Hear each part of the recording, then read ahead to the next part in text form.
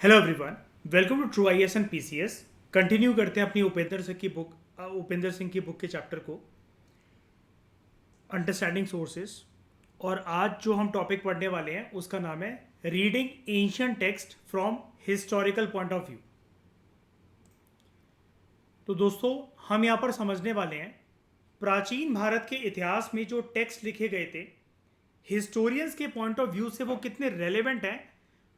इस टॉपिक में आपको ये जानने को मिलेगा, एक एनालिसिस मिलेगी कि हिस्टोरियंस की बातों पर हम यकीन क्यों करें। हम कैसे मान लें कि जो टेक्स्ट हमारे सामने है, मान लो ये कोई चीज़ है, एक पत्थर पे लिखी गई है, ये लकड़ी पे लिखी गई है, इसमें हमें समझ में नहीं आ रहा कि क्या लिखा है, हम टोटली ब्लैंक है। हिस्टोरियंस हमें इसको इंटरप्रेट करके देंगे इस टेक्स्ट को कि इसका मतलब ये होता है, ये होता है, ये होता है। अब सवाल ये उठता है कि वो जो हमें बता रहे हैं, हम उनकी बातों पर कैसे रिलाई कर लें।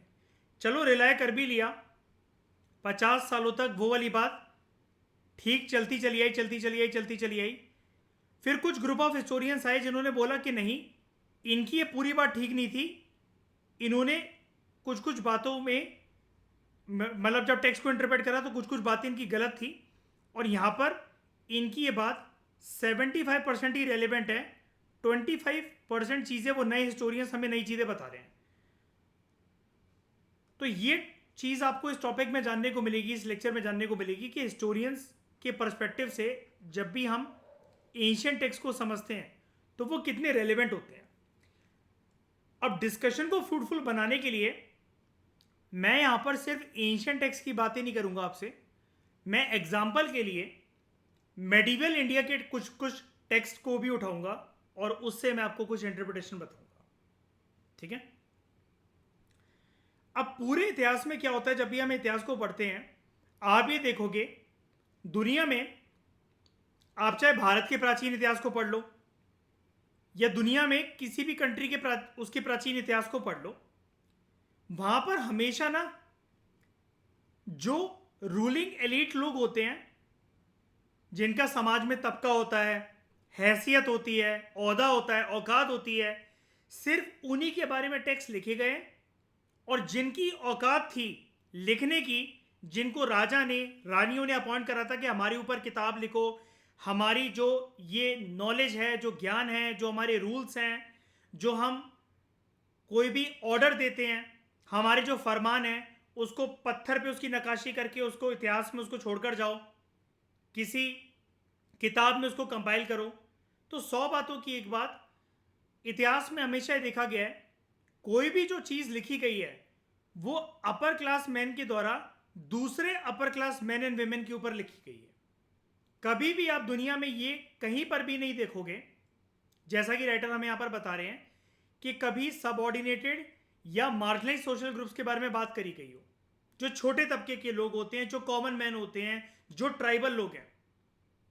अब कौन पूछने जा रहा है विलेजर से या फिर पुअर पीपल से उनके जीवन काल के बारे में? कौन उनके ऊपर किताब लिखेगा?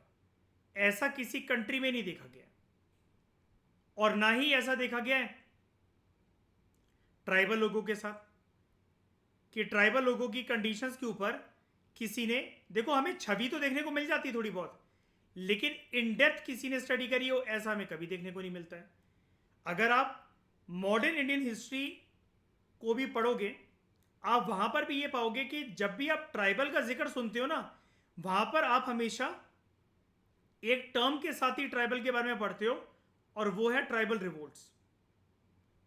बताओ निर्वैर, अंजलि, कभी भी ऐसा सुना आप लोगों ने, कुणाल, कि ट्राइब्स के बारे में डेडिकेटेड कोई chapter ancient history, medieval history या मॉडर्न हिस्ट्री में आपको देखने को मिला हो? उनकी कॉमन प्रॉब्लम्स हमें बताई जा रही हो, या कॉमन मैन या गरीब आदमी के बारे में, या गांव में रहने वाले इंसान के बारे में, एक किसान के बारे में आपको डिटेल में हिस्ट्री या इतिहास के पन्नों में झलक उनकी देखने को मिल रही हो? कभी ऐसा होता है? नहीं ना। अब यहां पर क्या है, जब हिस्ट्री गिने चुने अमीर राजा, रानियों या फिर एलिट क्लास के ऊपर लिखी गई है, तो हमारी शक की जो निगाह है किसी भी हिस्टोरिकल टेक्स्ट को पढ़ते हुए, वो तो फिर यहीं से एक्टिव हो जानी चाहिए कि हमें जो हिस्ट्री बताई जा रही है वो तो सिर्फ हाफ हिस्ट्री हुई या हाफ से भी कम हुई।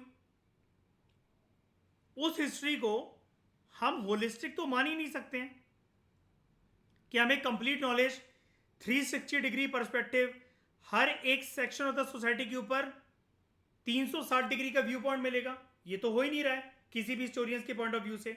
99% इतिहासकारों ने जब भी इतिहास लिखा है तो राइटर हमें ये बताना चाह रहे हैं प्राचीन भारत के टाइम से होते हुए, मध्यकालीन भारत के समय से होते हुए, आधुनिक भारत और आज का भारत, हिस्टोरियंस ने जब भी किसी ज़माने की हिस्ट्री को लिखा है, इंटरप्रेट करा है, या किसी ज़माने में जब वो कंटेम्प्रेरी थे किसी के, तो उन्होंने राजाओं रानियों के बारे में या अमीर लोगों के बारे में लिखा है, जिनका तबका था, जिनका ओहदा था, जिनकी सोसाइटी में कोई हैसियत या औकात थी। इतिहासकार भूल जाते हैं मार्जिनाइज्ड लोगों को, विलेजर्स को, पुअर पीपल को या ट्राइबल लोगों को। तो ये सब जानने के लिए हमें हिस्टोरियंस के कौन से सोर्स पर रिलाई करना पड़ता है? हमें रिलाई करना पड़ता है, जैसा कि प्रीवियस लेक्चर के अंदर हम लोगों ने जाना था, टेक्सचुअल सोर्सेस के ऊपर। अब इस लेक्चर में आप ये जानोगे टेक्स्ट क्या होता है और वो लिटरेचर से कैसे अलग होता है। तो दोस्तों, राइटर हमें यहां पर बता रहे हैं टेक्स्ट कोई भी एक ऐसा कॉम्पोजिशन होता है जो शब्दों से बना होता है। कोई भी चीज जहां पर आपको शब्द देखने को मिल रहे हैं वो टेक्स्ट है। अब जैसे ये एक स्टोन इंस्क्रिप्शन है और ये मान लेते हैं कुछ एक मैन्युस्क्रिप्ट है या किसी एक बर्च बार्क के ऊपर, पेड़ की छाल के ऊपर ये कुछ लिखा हुआ है। अब लिखा कहां हुआ है, चाहे सॉफ्ट सरफेस पर चाहे हार्ड सरफेस पर, हमारा मसला वो नहीं है। मसला ये है कि हमारे सामने दोस्तों कम से कम टेक्स्ट तो है ना अवेलेबल। बताओ निर्भय, इसको टेक्स्ट कहोगे कि नहीं कहोगे दोनों को? अंजलि, ये टेक्स्ट है? लेफ्ट वाला भी टेक्स्ट है, राइट वाला भी टेक्स्ट है। क्या फर्क पड़ता है कि ये स्टोन पर लिखा गया और वो बर्च बाग पर लिखा गया है? तो टेक्स्ट तो ये चीज होती है अंजलि, निर्भय, कुणाल, के कोई भी एक सरफेस हो, कैसा भी हो, उसमें हमें शब्द देखने को मिल रहे हैं, वो टेक्स्ट है। राइटर फिर हमें यहां पर ये बता रहे हैं कि जो टेक्स्ट है ना, वो एक टर्म होती है लिटरेचर, उससे थोड़ा सा अलग होता है। तो अब हम ये जानते हैं दोस्तों कि लिटरेचर क्या होता है और ये टेक्स्ट से कैसे अलग है। क्या लिटरेचर के अंदर भी टेक्स्ट होता है? यस। सबसे पहले तो आप ये मानो कि जैसे लिटरेचर है ना, तो लिटरेचर जो है वो इतना बड़ा डोमेन है जिसके अंदर टेक्स्ट समाता ही समाता है, उसके अंदर आता ही आता है। लेकिन आप ये कहो कि जो ये टेक्स्ट का डोमेन है, डेफिनेटली इसके अंदर जो लिटरेचर का जो एलिमेंट है वो आएगा ही आएगा और समा जाएगा इसके अंदर, तो नहीं, ये वाली इमेज ठीक नहीं है। ये चीज़ ठीक है कि जो लिटरेचर है उसके अंदर कोई ना कोई टेक्स्ट जो है वो डेफिनेटली यूज करा गया होगा। इतनी बात क्लियर है आप सभी को? पहले बताओ, समझ में आया कौन किसका पार्ट है नेसेसरी तौर पर? हाँ या ना? ठीक है। अब देखो, सवाल ये उठता है कि क्या हम लिटरेचर को डिफाइन कर सकते हैं? राइटर साफ शब्दों में आपसे एक चीज कह रहा है कि लिटरेचर जो है it is very hard to define.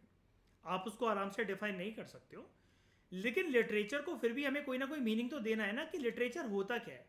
तो लिटरेचर दोस्तों एक प्रकार का टेक्स्ट ही होता है जिसके अंदर किसी न किसी प्रकार की कोई भाषा का उपयोग करा जाता है।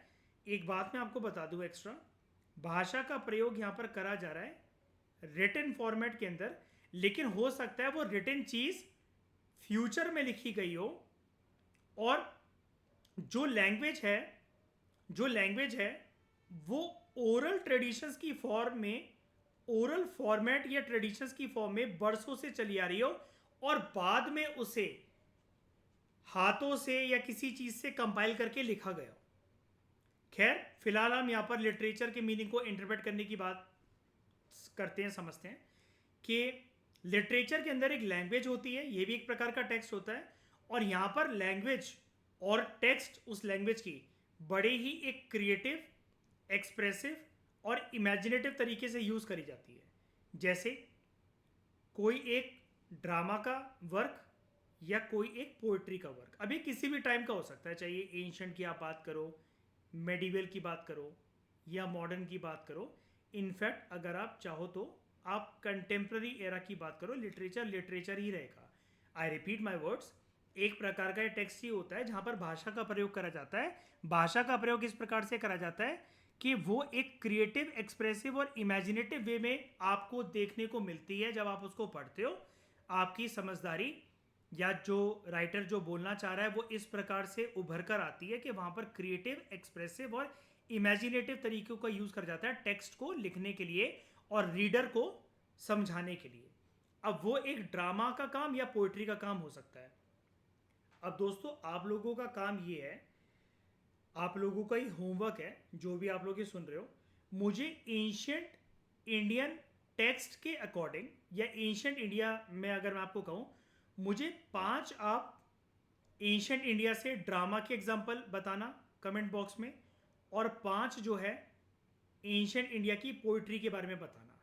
5 ड्रामा जब आप उसके नाम बताओगे तो ये भी बताना कि वो किसने लिखे हैं, कालिदास ने लिखे हैं, किसने लिखे हैं। और पोइट्री जब आप मुझे बताओगे तो तब भी आप उस पोइट्री का नाम लिखकर उसके राइटर का नाम या पोएट या पोएटेसिस का नाम भी बताना। ठीक है। अब जो सारे के सारे टेक्स्ट होते हैं वो ना हिस्टोरिकल कंटेक्स्ट के साथ जो होते हैं वो कनेक्टेड होते हैं। यानी कि कोई एक टेक्स्ट लिखा जा रहा है, जब वो लिखा जा रहा है तो कोई एक ज़माना चल रहा होगा, उस ज़माने में कुछ परिस्थिति होंगी, कुछ सामाजिक आर्थिक परिस्थितियां होंगी, है ना। अब जैसे ये वेदास को आप देख लो, ठीक है। रामायण और महाभारत भी एक ड्रामेटिक लिटरेचर का पार्ट है, वो ड्रामास की कैटेगरी में आते हैं, ठीक है। या फिर आप कौटिल्य का अर्थशास्त्र को अगर आप स्टडी करो, ये अलग अलग एंशियंट हिस्ट्री के टेक्स्ट हैं, लेकिन एंशियंट हिस्ट्री में भी इनके ज़माने काफ़ी अलग अलग हैं। जब वेदास लिखे गए, रामायण महाभारत की बुक्स जब कंपाइल करी गई, अर्थशास्त्र जब कौटिल्य ने, चाणक्य ने लिखा, ठीक है। तो यहाँ पर क्या होता है कि ये सारे टेक्स्ट, ये सारी चीज़ें किसी न किसी हिस्टोरिकल कंटेक्स्ट में लिखी गई हैं। लेकिन अगर आप किसी भी एंशियंट टेक्स्ट को पढ़ोगे तो आप ये समझ लो कि हमें, जब वो टेक्स्ट लिखे गए होंगे, हमें उस ज़माने के सोसाइटी के स्ट्रक्चर या इकोनॉमिक स्ट्रक्चर के बारे में सिंपल या डायरेक्ट मैनर में ईजिली समझ में आ जाएगा। तो हमेशा ऐसा पॉसिबल नहीं हो पाता है। अब जैसे रामायण और महाभारत को भी अगर आप पढ़ो, वहाँ पर आप गॉड्स एंड गॉडेसेस के कैरेक्टर्स को समझो, आपको एक कंप्लीट पिक्चर सोसाइटी की मिल ही नहीं सकती है। अगेन एक लिमिटेशन इन टेक्स्ट में, इवन रामायण और महाभारत में एक चीज़ में आपको लिमिटेशन ज़रूर देखने को मिलेगी, जैसा कि राइटर हमें यहाँ पर बता रहे थे। लिमिटेशन इसी बात की कि सबऑर्डिनेटेड या मार्जिनलाइज्ड सोशल ग्रुप्स के बारे में विस्तार से, बहुत एक इन डेप्थ उनके बारे में हमें चीज़ें नहीं जानने को मिलती, उनकी झलक नहीं जानने को मिलती। इवन आप मौर्यन टाइम के अगर कौटिल्य, चाणक्य के अर्थशास्त्र को अगर आप स्टडी करो, तो यहाँ पर कौटिल्य ने, या जिनको आप चाणक्य कहते हो, विष्णुगुप्त भी कहा जाता है इनको, इन्होंने यहाँ पर कुछ रणनीतियाँ बताई हुई हैं कि गवर्नेंस किस प्रकार से होनी चाहिए, इंटरनेशनल रिलेशंस किस प्रकार से राज्य को कंडक्ट करने चाहिए, राजा का व्यवहार स्वभाव कैसा होना चाहिए अपनी प्रजा के प्रति, अपने मंत्रियों के प्रति। लेकिन आप ये कहो कि इतनी सी बुक को आप पकड़कर 6th सेंचुरी BC के बारे में आप सब कुछ जान जाओगे, तो देखो दोस्तों, ऐसा पॉसिबल तो नहीं है। डायरेक्ट या सिंपल तरीके से तो ऐसा पॉसिबल नहीं है। तो राइटर यहाँ पर आपको ये बताना चाह रहे हैं कि पास्ट की झलक को पाने के लिए आपको हमेशा कॉम्प्लेक्स हो सकता है, कुछ रिप्रेजेंटेशन मिले समाज के बारे में, या फिर वो जो इमेज आपको बताई जाए किताबों को पढ़कर, टेक्स्ट को पढ़कर, जो आप उसको समझो, वो रिफ्रैक्टेड यानी कि तितर बितर होकर आपको मिले, या फिर कंप्लीट पिक्चर ना मिले। इसलिए आपको कभी भी हिस्टोरिकल इंफॉर्मेशन को पढ़ना होता है तो राइटर आपको यहाँ पर ये बता रहे हैं कि आपको उसको एक्सट्रीम केयर के साथ, कौन उसको लिख रहा है, लिखने वाले की स्किल कितनी है, और क्या आप उसमें कोई कमियां निकाल सकते हो या फिर काउंटर आर्ग्यूमेंट्स निकाल सकते हो। क्या निकाल सकते हो तो आपको उन काउंटर आर्ग्यूमेंट्स को भी पढ़ना चाहिए। ये राइटर यहाँ पर आपसे बोलना चाह रहे हैं। अब बड़े सारे पुराने ज़माने में जो रिलीजियस टेक्स्ट लिखे गए थे, ठीक है, जैसे रामायण, महाभारत, वेदास हो गए, ठीक है। वेदास में भी 4 वेद होते हैं, ऋग्वेद, यजुर्वेद, सामवेद, अथर्ववेद। आपको पता है कि ये चीज़ें कंपाइल बाद में करी गई मैन्युस्क्रिप्ट्स वगैरह की फॉर्म में, या आज जिस फॉर्मेट के अंदर हमें ये बाज़ार के अंदर ऑनलाइन जिस प्रकार से हमें बुक्स देखने को मिलती हैं, वो बहुत बाद में कंपाइल करा गया लिखने का काम। शुरू में ये गुरु शिष्य परंपरा के तहत ये सब कुछ ओरल ट्रेडिशन के बेसिस पर चलता था। और ओरल ट्रेडिशन इतना फेमस था, आपको पता है वेदास के जो मंत्र थे वो उच्चारण करते थे गुरु अपने शिष्यों को पास करते थे, एग्जैक्ट प्रोनाउंसिएशन क्या होनी चाहिए रटवाते थे पूरे जीवन काल में। फिर ये जो शिष्य हैं, जब ये गुरु के ओहदे पर पहुंचेंगे कभी, फिर ये अपने शिष्यों को समझाएंगे। ये परंपरा ऐसी चलती रही। तो बेसिकली ओरली जो है ये सब जो चीज़ें हैं वो पास होती थी from one generation to next, ठीक है। और राइटर आपसे यहाँ पर ये बोल रहे हैं, एक बहुत अच्छी चीज़ आपको बता रहे हैं, भले ही इनका आगे चलकर जब इनको रिटन फॉर्मेट के अंदर मैन्युस्क्रिप्ट्स की फॉर्म में लिखा गया, लेकिन फिर भी ये जो ओरल ट्रेडिशन वाली परंपरा थी ये काफ़ी टाइम तक चलती रही, जब इनके रिटन मैन्युस्क्रिप्ट्स लिख दिए गए लाइक दिस। और रिटन मैन्युस्क्रिप्ट्स की भी एक ना लिमिटेशन है कि जो मैन्युस्क्रिप्ट्स हमें रिकवर हो पाए हैं, हमें वो खुदाई में मिले हैं, कहीं और मिले हैं गड़े हुए, हमने कैसे भी करके उनको प्राप्त करा है, हो सकता है वो मैन्युस्क्रिप्ट जो है वो दोबारा से लिखे गए हो। मैंने आपको प्रीवियस लेक्चर में एक चीज़ बताई थी ना कि जब एक मैन्युस्क्रिप्ट है, मान लो ये यहाँ से ये टुकड़ों में ऐसे ऐसे करके बटा हुआ है, इसके कुछ चीज़ें हमें मिली कुछ नहीं मिली, ये टुकड़ों में ऐसे करके मैन्युस्क्रिप्ट बटा हुआ है, हमें कुछ समझ में नहीं आ रहा, तो हम कौन से लोगों का इस्तेमाल करेंगे इसको रीराइट करवाने के लिए? स्क्राइब्स का। याद है ना कि ये इसके टेक्स्ट को लेंगे और दोबारा से एक अच्छी मैन्युस्क्रिप्ट के ऊपर फ्रेश तरीके से लिख देंगे। फिर ये जो नया मैन्युस्क्रिप्ट रेडी हो जाएगा ये जनरेशन टू जनरेशन पास होता चलेगा। और आगे चलकर मैंने आपको बताया था स्क्राइब्स का धंधा और काम और इनका ऑक्यूपेशन तब कम हो गया था जब से दुनिया में क्या आई थी, प्रिंटिंग प्रेस आई थी। ये सब चीज़ें याद है ना आप सबको? तो ये जो टेक्स्ट है, राइटर आपसे ये बोल रहे हैं कि कोई भी जो टेक्स्ट होता है आप उसको जब पढ़ते हो तो आप उसको अलग अलग तरीके से पढ़ सकते हो हिस्टोरिकल पॉइंट ऑफ व्यू से, लेकिन आपको कुछ चीज़ों का ध्यान रखना चाहिए। सबसे पहले तो वो टेक्स्ट कितना पुराना है और लिखने वाला जो पर्सन है वो कौन है, उसकी रेलेवेंस कितनी है इस पर्सन की। क्या हम इसकी बातों पर रिलाई कर सकते हैं? क्या रिलाई कर सकते हैं तो कितने प्रतिशत रिलाई कर सकते हैं, ये सब जानने वाली चीज़ है। अब जो एंशिएंट टेक्स्ट होते हैं, जो इनकी सर्वाइविंग मैन्युस्क्रिप्ट्स हैं, ये इससे भी पुराने हैं और काफ़ी ज़्यादा पुराने हैं। अब आप कहोगे सर ये कैसे हो सकता है, मैन्युस्क्रिप्ट भी तो एक एंशिएंट टेक्स्ट हुए ना। तो मैन्युस्क्रिप्ट के अंदर जो लिखा गया टेक्स्ट है उससे भी पुराना कोई टेक्स्ट क्या एग्जिस्ट करता था? यस, जैसा कि मैं आपको बता रहा हूं, मान लो ये एक ओरिजिनल टेक्स्ट है, इसको मान लेते हैं हम, ये एक ऋग्वेदिक टेक्स्ट है, ये वाला मान लिया, ठीक है। अब ये हो सकता है कि आने वाले टाइम में इसमें कीड़े लग गए, दीमक लग गई, ये जल गया और इसका कुछ ऐसा बचा कुचा पार्ट ही अवेलेबल है, तो किसी ज़माने में किसी एक स्क्राइब ने इसको दोबारा से फ्रेश तरीके से ऐसे लिखा, किसी पाम लीफ पर, किसी मैन्युस्क्रिप्ट पर, किसी ऐसे पत्थर पर इंस्क्राइब करके लिखा। तो अब कहने के लिए वो हमारे पास एक टेक्स्ट अवेलेबल है मैन्युस्क्रिप्ट की फॉर्म में, इंस्क्रिप्शन की फॉर्म में, लेकिन जो उसका एंशिएंट टेक्स्ट है, जो सर्वाइविंग मैन्युस्क्रिप्ट है, जिसको आज हम अपनी आंखों से देख पा रहे हैं, लेकिन ओरिजिनल टेक्स्ट तो उस मैन्युस्क्रिप्ट से भी पुराना हुआ ना। आज जो हमारे सामने मैन्युस्क्रिप्ट्स अवेलेबल हैं, क्या अंजलि हम ऐसा बोल सकते हैं क्या यही वो पहली मैन्युस्क्रिप्ट थी और तब से लेकर ये अभी तक चली आ रही है? हमें पता है क्या इतिहास जब दौड़ता चला आया, बीच में किसने इसको रीराइट करा, किसने दोबारा लिखा? हम क्या ये गारंटी के साथ कह सकते हैं? नहीं ना, ये चीज है।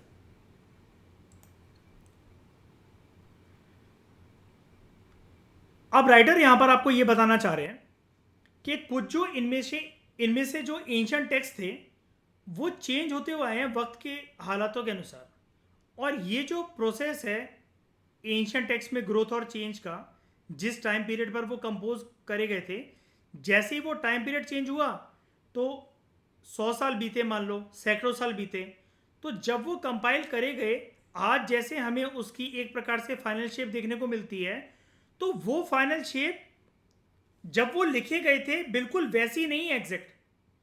जैसे एक टेक्स्ट है, वो लिखा गया, कुछ हिस्टोरियंस आए, किसी ज़माने के अंदर कुछ राइटर्स आए, इन्होंने इस टेक्स्ट में कुछ वैल्यू एडिशंस कर दी, अब ये टेक्स्ट बन गया ऐसा।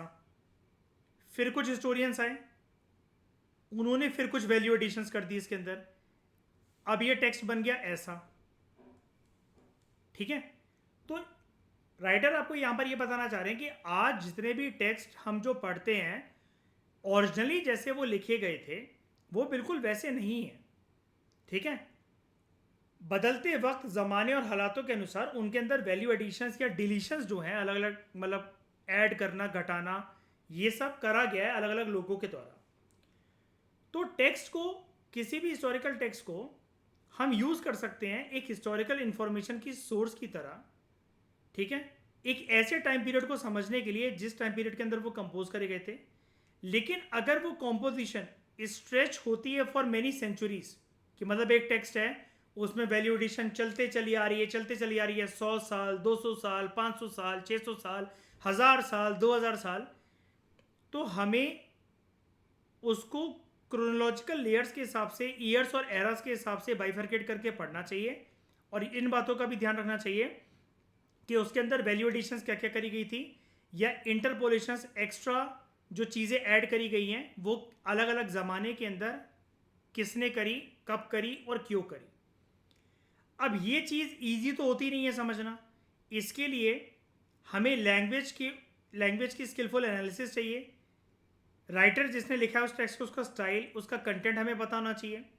ठीक है, इस बेसिस पर कि कौन से पुराने ओरिजिनल पोर्शन थे जो इंटैक्ट हैं और किन किन टेक्स्टों में वैल्यू एडिशंस करा गया जो कि नए पोर्शंस ऐड करे गए।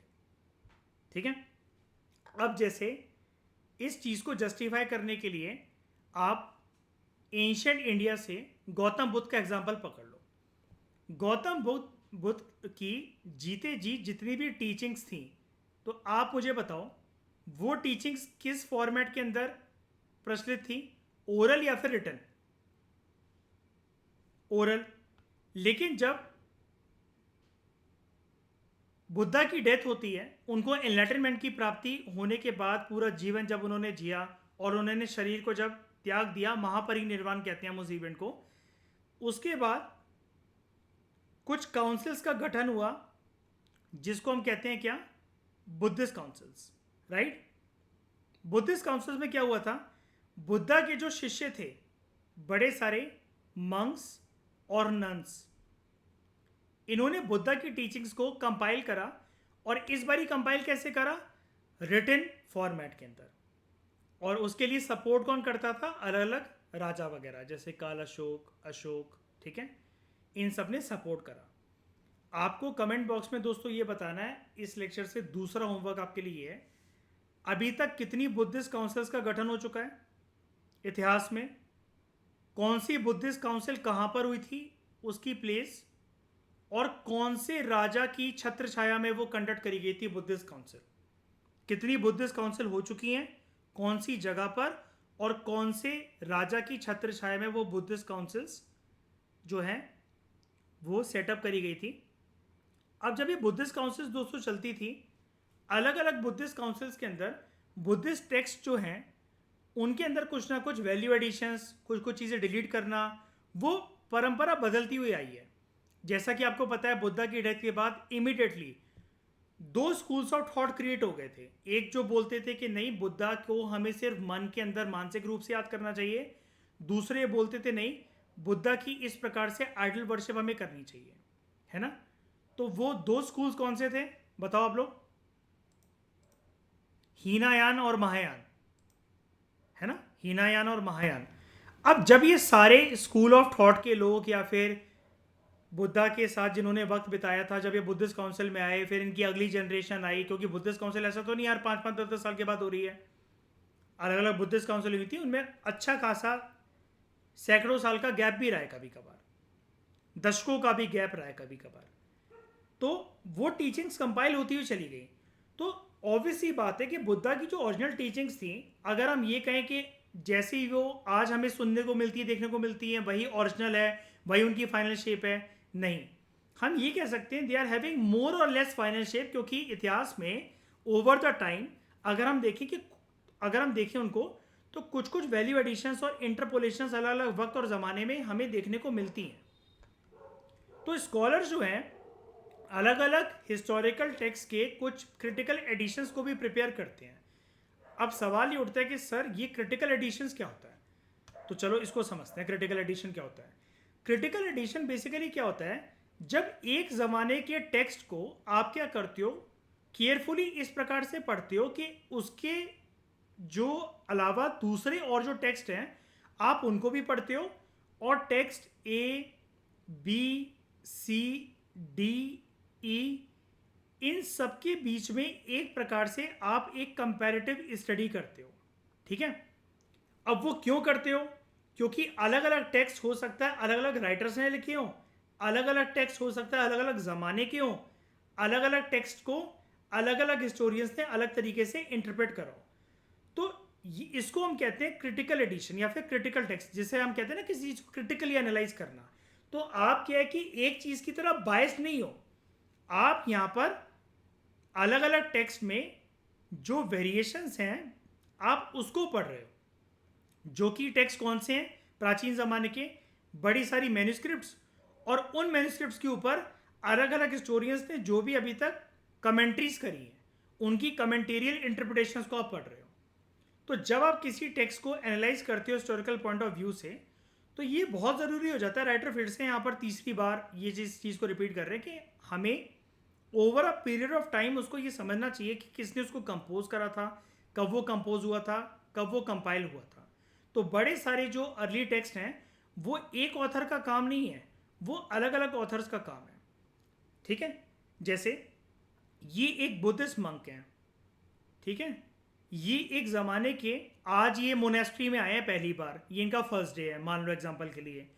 तो ये किसी एक बुद्धिस्ट टेक्स्ट को पढ़ रहे हैं जो कि काफ़ी पुराना है, आपको पेज से ही लग रहा होगा, ब्राउनिश पेज है, काफ़ी पुराना है। फिर इनको किसी ने एक बुक दी। अब यहाँ पर इंफॉर्मेशन जो है इनको ऐसा लग रहा है कि 10% इंफॉर्मेशन जो है वो क्लैश हो रही है। फिर इन्होंने एक नए टेक्स्ट को पकड़ा, एक नई मैन्यूस्क्रिप्ट को पकड़ा, फिर इनको कुछ नया जानने को मिला। तो बेसिकली बात ये है, राइटर आपको ये बताना चाह रहे हैं कि ऐसे एंशियंट टेक्स्ट को पढ़ते हुए हमें अपना माइंड जो है वो ओपन रखना चाहिए कि अगर किसी भी प्रकार की अगर वेरिएशन जो है वो हमें देखने को मिल रही है तो हमें उसको एक्सेप्ट करना चाहिए, और उसके अंदर जितने भी डिफरेंशिएशंस वाले एलिमेंट्स हैं वो हमें जानने चाहिए, ताकि हम अपना खुद का एक पर्सनल व्यू पॉइंट जो है वो जान सके किसी भी टेक्स्ट को पढ़ते हुए। जैसे राइटर ने अभी आपसे यहाँ पर ये बोला कि बड़े सारे अर्ली एंशियंट टेक्स्ट एक पर्सन का काम नहीं थे, बड़े सारे ऑथर्स का काम थे। आप बुद्धिस्ट काउंसिल को ही देख लो, आप इस इमेज को ही देख लो। यहाँ पर आपको ऐसा लगता है कि आप बुद्धिस्ट काउंसिल के अंदर किसी एक टेक्स्ट को अगर कंपाइल करा गया होगा तो वो किसी एक मंक ने करा गया, इनकी ज़्यादा चली होगी, इनकी ज़्यादा चली होगी, या फिर ये सारे डिसीजन ले रहे थे, या फिर ये जो पर्सन बैठे हुए ये सारे डिसीजन ले रहे थे। नहीं, सबका थोड़ा थोड़ा कॉन्ट्रीब्यूशन, 1% इन्होंने कोई बात बोली, 2% इन्होंने कोई बात बोली, इन सबको कंपाइल करके ही कोई एक बुद्धिस्ट टेक्स्ट जो है वो ये आज हमें जानने को मिलता है, जिसके अंदर सिर्फ एक पर्सन का काम नहीं है। वहाँ पर आपको मल्टीपल पर्सन्स जो हैं, मल्टीपल ऑथर्स जो हैं किसी भी एक टेक्स्ट के, वो जानने को और देखने को मिलते हैं। ठीक है, बहुत बार ऐसा भी होता है, राइटर यहाँ पर आपको एक चुनौती के बारे में भी बता रहे हैं, एक चैलेंज के बारे में भी बता रहे हैं। बहुत बार ऐसा भी देखने को मिलता है दोस्तों कि ऑथर की आइडेंटिटी जो है ना वो एनोनिमस है, हमें नहीं पता कि ऑथर उसका कौन है। ठीक है, तो एक मतलब हम एक पर्टिकुलर ऑथर को बोल ही नहीं सकते कि इन्होंने शुरुआत करी थी टेक्स्ट लिखना, वो उनके बारे में आइडेंटिटी जो है इतिहास के पन्नों में खो गई, हमें नहीं पता। तो राइटर आपको ये बोल रहे हैं कि वहाँ पर फिर आप जो टेक्स्ट का जो ज़माना है वहाँ पर बैकग्राउंड या पर्सपेक्टिव या अलग अलग ऑथर्स जो हैं जिन्होंने उस टेक्स्ट के ऊपर कमेंट्रीज करी हैं वो क्या बायसनेस होल्ड करके रखते हैं, हमें जो है वो ये चीज़ को स्टडी करना चाहिए। जैसे पर्टिकुलर क्लास, रिलीजन, जेंडर, ये जो क्लास, रिलीजन, जेंडर है, उस टेक्स्ट के अंदर जो एलिमेंट्स होंगे क्लास, रिलीजन और जेंडर के, उनको स्टडी करना चाहिए। राइटर आपको यहाँ पर ये बोल रहे हैं, ना कि ऑथर के क्लास, रिलीजन और जेंडर को। ऑथर के बारे में तो हमें बहुत बार हो सकता है पता ही ना हो, ऑथर की आइडेंटिटी एनोनिमस हो। अब जब हम हिस्टोरिकल टेक्स्ट को पढ़ते हैं तो कुछ और क्वेश्चंस भी हमारे दिमाग में उभर कर आ सकते हैं। जैसे ये जो टेक्स्ट है ये कहाँ कंपोज करे गए थे, ये सर्कुलेट होना कैसे शुरू हुए, किसने इनको सर्कुलेट करा, आज ये हमारे पास कैसे देखने को मिलते हैं, इनकी टारगेट ऑडियंस कौन थी, जिन्होंने सर्कुलेट करा उनको कैसे पता था कहाँ तक पहुँचाने हैं। ठीक है, जिस जगह पर ये टेक्स्ट लिखे गए वहाँ पर सोशल और पॉलिटिकल पावर का स्ट्रक्चर कैसा था, कल्चर, ट्रेडिशंस, रीति रिवाज, परंपरा वगैरह कैसे थी। क्या ऐसा तो नहीं हुआ कि एंशियंट इंडिया के बड़े सारे हिंदू टेक्स्ट या बुद्धिज्म, जैनिज्म से एसोसिएटेड जो टेक्स्ट थे, मध्यकालीन भारत के अंदर मुसलमान शासक जो आए उनके अंदर बाकी धर्मों को लेकर टॉलरेंस कम थी तो उन्होंने उनको जला दी हो, ऐसा हुआ है क्या? जी हाँ, ऐसा भी हुआ है। तो राइटर आपसे बोल रहे हैं कि ये सारे क्वेश्चंस को भी हमें नज़रअंदाज नहीं करना चाहिए। तो अगर हम किसी एक टेक्स्ट को हिस्टोरिकल पॉइंट ऑफ व्यू से एनालाइज करेंगे तो इसका मतलब ये नहीं होता कि जो फैक्ट एविडेंस हमने खुद इकट्ठे करे हैं, यहाँ पर राइटर ना बेसिकली हिस्टोरियंस या किसी एक बुक के राइटर को बोल रहे हैं कि जब आप हिस्टोरिकल टेक्स्ट को पढ़ते हो हिस्टोरिकल पॉइंट ऑफ व्यू से, तो जो फैक्ट्स या एविडेंट आपने कलेक्ट करे हैं सिर्फ ज़रूरी नहीं है कि आप उसी के परस्पेक्टिव से उस टेक्स्ट को समझाने लगो रीडर्स को, जो पढ़ने वाले जो लोग हैं। हमें diverse interpretations, value additions, deletions, interpolations, इन सब का भी ध्यान रखना चाहिए ताकि हम डिफरेंशिएशंस को लेकर आ सके, वेरिएशंस को लेकर आ सके, अपना माइंड ओपन रख सकें टेक्स्ट को पढ़ते हुए। और किसी भी टेक्स्ट की इंफॉर्मेशन को हमें एक पर्टिकुलर जॉनरे या एक टाइप या एक पर्टिकुलर कल्चरल कंटेक्स्ट के अंदर समझनी पड़ती है और समझनी चाहिए भी। अब जैसे आप ये देख लो, वो कह रहा है ना राइटर आपसे कि एक पर्टिकुलर टाइम पीरियड होता है किसी भी चीज़ को समझने का, ठीक है? या फिर जैसे आप पहले ये वाली लाइन पढ़ो, आपको ज़्यादा अच्छे से समझ में आएगा। अगर एक टेक्स्ट को आप एनालाइज करते हो from historical point of view तो इसका मतलब ये नहीं है कि आप सेल्फ एविडेंट फैक्ट्स देने लगो। अब जैसे यहाँ पर जो पिक लगी हुई है, जो फोटो लगी हुई है, वो किस चीज़ की है?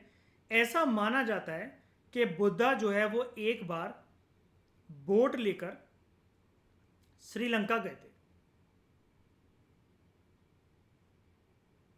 ठीक है? और श्रीलंका में बुद्धिज्म जब स्प्रेड हुआ उसके ऊपर दो किताबें हैं बड़ी फेमस, जिसके बारे में मैं आपको फाउंडेशन कोर्स की क्लास में बताता रहता हूं, दीपावमसा और महावमसा, राइट? लेकिन आप मुझे बताओ, बड़े सारे हिस्टोरियंस ऐसा मानते हैं, ये कार्टून वाली फोटो भी किसी ने बना दी जो कि गूगल इमेजेस पर अवेलेबल है, कहीं पर अवेलेबल है, लेकिन ये चीज़ हम श्योरिटी के साथ कह सकते हैं क्या कि बुद्धा बोट लेकर श्रीलंका गए थे और श्रीलंका में बुद्धिज्म इसी वजह से फैला कि गौतम बुद्ध ने वहां पर अपना कदम रखा था? 100% इस चीज को प्रूव करा जा सकता है क्या? बताओ। नहीं ना। यही चीज है कि यहां पर हो सकता है कि राइटर की किसी ना किसी प्रकार से कोई बायसनेस हो, वो एक बायस व्यू पॉइंट दे रहे हो, और हमें हो सकता है कि पर्टिकुलर राइटर के बारे में जब ना पता हो या फिर एक टेक्स्ट के बड़े सारे राइटर्स हों, हमें अपना दिमाग इसलिए ओपन करके रखना चाहिए कि ये नहीं कि एक फैक्ट हमें मिल गया तो हम उसकी तरफ बिल्कुल आंखें बंद करके, आंखें मीच कर उसको बिल्कुल मानने ही लग जाए। तो यहाँ से आपके प्रीलिम्स के दो फैक्ट भी दोस्तों कवर होते हैं। ये जो इमेजेस लगाई जाती हैं हमारे टीम के द्वारा साइड में, जो ये सारे के सारे पीपीटीज में जो टेक्स्ट हैं इसके साइड में, ये इंपॉर्टेंट है आपकी रिवीजन के लिए भी और प्रीलिम्स रिलेटेड बड़े सारे जो फैक्ट्स हैं और मेंस के एनालिसिस के लिए, ठीक है? तो श्रीलंकन बुद्धिज्म या फिर श्रीलंका में स्प्रेड ऑफ बुद्धिज्म से एसोसिएटेड दो जो टेक्स्ट हैं, अगर आपको प्रीलिम्स में अगर ऐसा क्वेश्चन आ गया तो आपका आंसर होगा दीपावमसा और महावमसा, ठीक है? अगर आप बात करो, आप किसी पोइट्री या ड्रामा के बारे में आप पढ़ रहे हो, ठीक है? तो अगर यहां पर आपको उस चीज़ को एनालाइज करना है तो आपको सबसे पहले राइटर का लिटरेरी जो वर्क है उसको एनालाइज करना पड़ेगा, उसकी एस्थेटिक सेंसिबिलिटीज़ किस कंटेक्स्ट में क्या सोचकर उसने ये पोयम या ये जो ड्रामा है इसको रचा, इसको लिखा। राइटर की स्टाइल, उसकी इमेजिनेशन को समझना पड़ेगा। लेकिन आपको ये भी मानना पड़ेगा, ये जो पोइट्री या ड्रामा वाले जो टेक्स्ट हैं ये नॉर्मेटिव है, और ये चीज़ मतलब ये किसी चीज़ को प्रिस्क्राइब कर रहे हैं, प्रिस्क्रिप्टिव है, ये किसी चीज़ को सजेस्ट कर रहे हैं। तो आप इनको एक तरीके से सजेस्टिव भी बोल सकते हो, या फिर किसी एक सोशल, इकोनॉमिक या किसी एक ज़माने की पॉलिटिकल कंडीशन के बारे में समझा रहे हैं। अब लेकिन इसका मतलब ये नहीं होता कि डायरेक्टली ये वही डिस्क्राइब कर रहे हैं, ये किसी राइटर के पोएट्री या ड्रामा वाले जो टेक्स्ट हैं, कि क्या उस समय पर चल रहा था, क्या उस समय पर हो रहा था। ये बेसिकली एक आइडियल सिचुएशन को प्रेजेंट करते हैं ऐसे ड्रामा या पोएट्री वाले टेक्स्ट, और वो भी सिर्फ ऑथर के पॉइंट ऑफ व्यू से। अब दोस्तों यहाँ पर वैसे तो टॉपिक है reading ancient text from historical point of view, लेकिन जैसा कि इस लेक्चर की शुरुआत में मैंने आपको कहा था, मैं आपको एग्जाम्पल अच्छे देने के लिए मेडिवल इंडिया के टेक्स्ट को भी इस्तेमाल करूंगा। जैसे पद्मावत या पद्मावती, ये क्या है? ये एक पोयम है। इस पोयम को किसने लिखा? इस पोयम को लिखा गया है मलिक मोहम्मद जैसी के द्वारा मध्यकालीन भारत के अंदर। अब जब ये पोयम है, इस पोयम के अंदर आपको मूवी देखने को मिल गई, ठीक है। हमें एक सिचुएशन जो है इस पोयम के अंदर बनती हुई ये दिखी कि अलाउद्दीन की नज़र राजस्थान की एक राजा महाराजा रावल रतन सिंह की बीवी के ऊपर, पद्मावती के ऊपर पड़ जाती है, और वो कैसे भी करके इसको मिटाकर इसको पाना चाहता है, ठीक है। लेकिन बड़े सारे टेक्स्ट जो हैं वो तो हमें ये भी बताते हैं कि अलाउद्दीन खिलजी एक कैरेक्टर, एक नेचर का बहुत अच्छा इंसान था। He was very literate person, काफ़ी हेल्पफुल था। लेकिन मलिक मोहम्मद जैसी की एक पोयम, ये एक प्रकार से कविता हुई है ना, कविता ही तो हुई ये पोयम है। अगर तो यहाँ पर हमें इसके ऊपर एक पूरी की पूरी अलाउद्दीन खिलजी के बिहेवियर, नेचर को लेकर एक कविता देखने को मिलती है।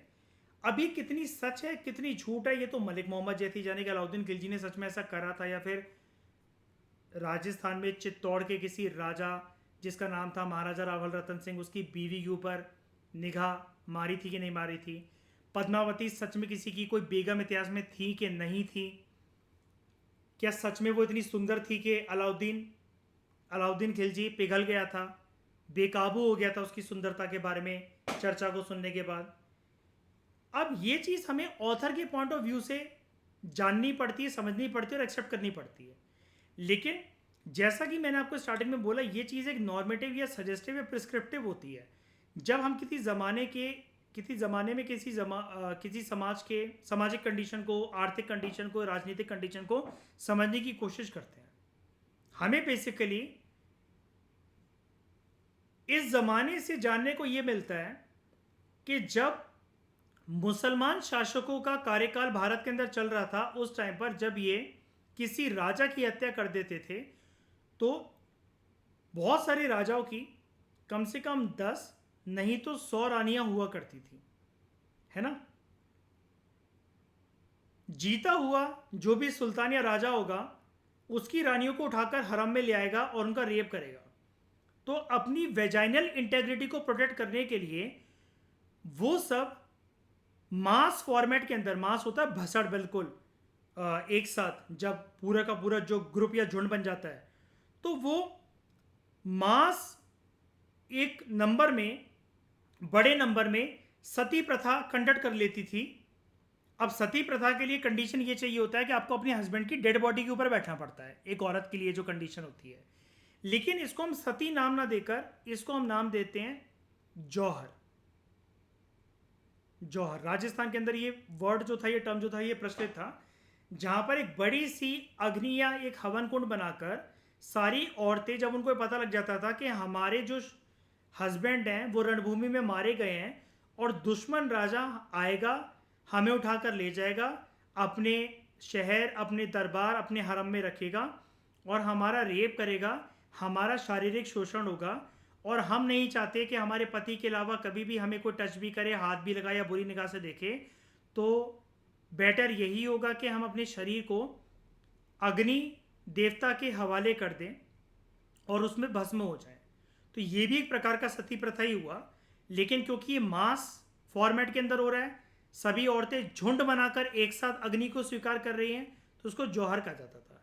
अब यहाँ से अगर आप इस पोयम को और उसकी पूरी कहानी को देखो तो सामाजिक कंडीशन आपको क्या नजर आई?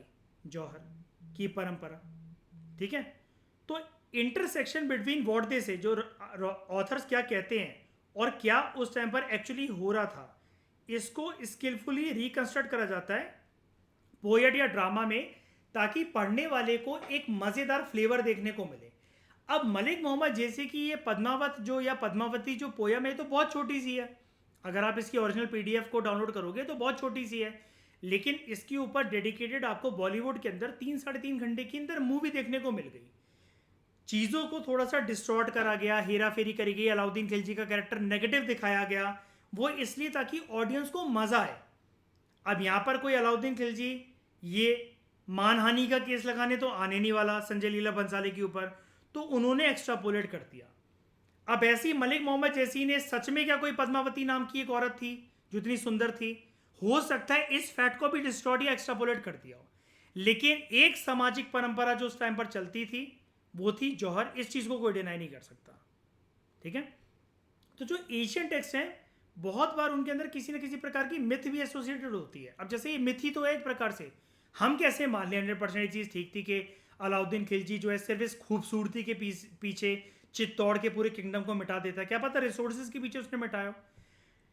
तो मिथ जो है वो एग्जैक्टली तो मिस्ट्री के बारे में नहीं बताती हैं, लेकिन इनडायरेक्टली जरूर बताती हैं। भले ही ये मिथ ही सही है, मलिक मोहम्मद जैसे की जो कविता है भले ही मिथ ही ये सही है, हम मिथ ही मान लेते हैं भले इसको, लेकिन कम से कम इसको पढ़कर या इस ज़माने को स्टडी कर जब ये लिखी गई, कम से कम हमें जौहर के बारे में तो जानने को मिलता है इतिहास में, जिसको कोई डिनाई नहीं कर सकता। लेकिन फिर भी राइटर आपसे कह रहे कि मिथ और हिस्ट्री सेम चीज़ नहीं होती है, ठीक है। तो इट इज़ पॉसिबल कि आप जब अलग अलग टेक्स्ट को पढ़ते हो, उसको अगर आप अगेंस्ट अ ग्रेन पढ़ोगे, बिल्कुल बारीकी तरीके से मल्टीपल टाइम पढ़ोगे, तो आपको उसके अंदर से हिडन मीनिंग्स जो हैं वो एक्सट्रैक्ट आउट होते हुए दिखेंगे। और जब आप उनको दूसरे सोर्सेज से कंपेयर करोगे तो जो है आपको एक रियल अंडरस्टैंडिंग मिलेगी। जैसे वेदास के साथ दोस्तों एक दिक्कत क्या थी, वेदास में लिखी गई थी नॉर्मल संस्कृत नहीं जो आज हम जानते हैं, इसके अंदर आपको देखने को मिलती है वैदिक संस्कृत।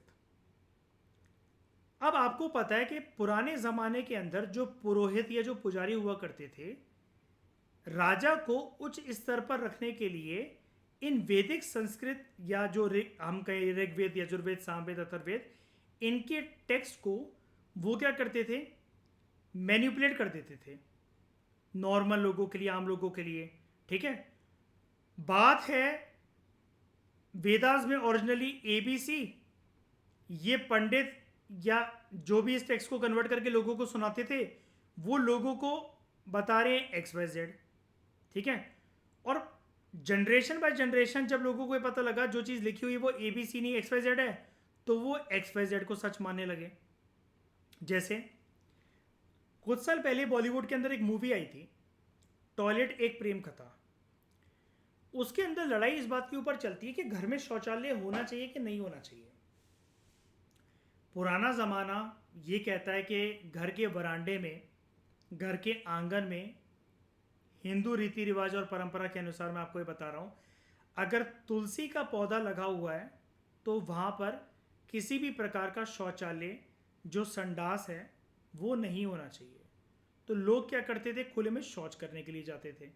ये चीज़ लेकिन लोगों को पता कैसे लगी कि तुलसी का पौधा लगाओ तो शौचालय नहीं होना चाहिए, घर में शौच नहीं होना चाहिए, शौचालय नहीं बनना चाहिए। ये सब चीज़ें जो हैं लोगों ने ऐसा बोला, लोगों ने ऐसा किसी ज़माने में बात फैलाना शुरू करी कि ये सब कुछ इन वेदास की किताबों में दे रखा है, जहाँ पर सोसाइटी के रूल्स एंड रेगुलेशंस के बारे में बताया जाता है। लेकिन इस पिक्चर में अक्षय कुमार एक पढ़ा लिखा, मतलब स्कूली पढ़ा लिखा नहीं लेकिन वैदिक टेक्स्ट की नॉलेज रखने वाला एक पढ़ा लिखा ब्राह्मण के तौर पर हमें प्रतीत होता है। गांव का यहाँ पर जो एक मुखिया होता है, जो एक सरपंच होता है, एक सीन आता है जब वो अक्षय कुमार को आर्ग्यू करते हुए बताता है कि घर में शौचालय नहीं बनना चाहिए, तुम्हारे पिताजी सही कह रहे हैं और गांव में तुम इस कायदे कानून और नियम को बदल रहे हो, ये बदलकर तुम बहुत बड़ी गलती कर रहे हो। वो क्या करता है सरपंच, वेदा से किसी एक टेक्स्ट को कोट करता है और वो कहता है कि ये वेदास की जो लाइन है, जो टेक्स्ट है, वो भी हमें यही बताती है कि खुले में शौच नहीं होना चाहिए या शौचालय नहीं बनना चाहिए। तब अक्षय कुमार कहता है कि उस सरपंच को कहता है तुम इस टेक्स्ट को मैनिपुलेट कर रहे हो, पूरी बात तो बता दो सरपंच जी गांव वालों को कि वेदा में ये लिखा हुआ है, शौचालय के ऊपर ऐसा कोई भी कड़ा नियम कानून नहीं है, बातों को मत घुमाओ। और तब वो सरपंच से बोलकर जाता है, राधे राधे सरपंच जी, कुछ भी हो जाए गांव में शौचालय लाकर तो छोड़ूंगा। ये सीन आप देखना यूट्यूब पर जाकर, या फिर ये मूवी आप देख सकते हो अगर आपने नहीं देखी इस चीज़ को समझने के लिए। तो बात वही है, कुल मिलाकर मैंने आपको शॉर्ट में यहाँ पर बता दिया कि गांव का सरपंच भी 4 वेदास के टेक्स्ट को पढ़कर आधा अधूरा ज्ञान लेकर वही आधा अधूरे बुद्धि से लोगों को कुछ ना कुछ बता रहा है। तो पुराने ज़माने के अंदर जो पुरोहित, जो पंडित लोग जो थे, वो तो किस प्रकार से वैदिक संस्कृत के टेक्स्ट को मैनिपुलेट करते होंगे आम जनता को बेवकूफ़ बनाने के लिए, उनको आधा अधूरा ज्ञान देने के लिए। और मैं आपको अक्सर पॉलिटिकल साइंस के लेक्चर्स में यही बताता हूँ, समाज में जब भी असमानताएं होती हैं, सोशल इनइक्वालिटीज़ जब भी समाज में होती हैं और परंपरागत रूप से जब वो वक्त और ज़माने के साथ खिंचते चली आती हैं, 100 साल, 150 साल, 1000 साल, 2000 साल, 5000 साल, 10,000 साल, तब लोगों को ऐसा प्रतीत होने लग जाता है कि ये नेचुरल इनइक्वालिटीज़ हैं, समाज में यही चल रहा है, यही चलते चला आना चाहिए, यही होना चाहिए। अब जैसे आप सती की परंपरा को ही देख लो, वो एक प्रकार से समाज के ऊपर एक कलंक था, एक कैंसर था, लेकिन जिन लोगों ने इसकी शुरुआत करी उन्होंने बहुत सालों तक इसको खींचा। और फिर कुछ लोग यही मानने लगे थे, नहीं, कुछ लोगों का यही मानना था कि नहीं, हमें इसको ख़त्म नहीं करना चाहिए, हमें इसको कंटिन्यू करना चाहिए, ये तो एक हिंदू परंपरा का, हिंदू धर्म के अनुसार एक इम्पॉर्टेंट परंपरा है। एक औरत का हस्बैंड अगर मर जा रहा है, उसने 7 फेरों के वक्त 7 जन्मों का बंधन और वचन उसके साथ निभाया था, तो उसको उसकी अर्थी पर जाना ही पड़ेगा।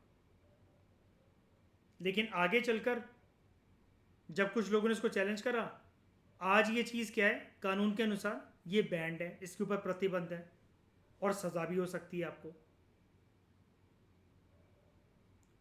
तो राइटर आपको यही बताना चाह रहे हैं कि अलग अलग टेक्स्ट को आपको ऐसे पढ़ना है कि आप उसके अंदर से हिडन मीनिंग को जान सको, एक थॉरो अंडरस्टैंडिंग लेकर, ताकि, और दूसरे सोर्सेज से कंपेयर करते हुए भी, ताकि आप एक किसी भी टेक्स्ट के प्रति बायस ना हो और टॉलरेंस डेवलप कर सको दूसरे हिस्टोरियंस के पॉइंट ऑफ व्यू से रिलेटेड। ठीक है, तो आपको इस लेक्चर में 2-4 फैक्ट्स भी देखने को मिल गए। जैसे एक फैक्ट आपका फिल्म्स का ये भी बन सकता है कि पद्मावती या पद्मावत पोयम, इसको ना दोस्तों वैसे पद्मावत भी कहते हैं, पद्मावत पोयम, ये किसने लिखी? अगर कल को आपको फिल्म में क्वेश्चन आ जाए तो उसका नाम है मलिक मोहम्मद जैसी। और श्रीलंका में गौतम बुद्ध गए थे और श्रीलंका में बुद्धिज़्म जो फैला उसके ऊपर 2 किताबें कौन सी हैं? दीपावमसा, महावमसा। होमवर्क ज़रूर करना, ठीक है, कमेंट बॉक्स में ज़रूर अपने आंसर बताना। आप सीरियस रहोगे तभी मैं आपके लिए सीरियस रहूँगा, ठीक है। इस डिस्कशन में दोस्तों फिलहाल इतना ही। Thank you very much for discussion.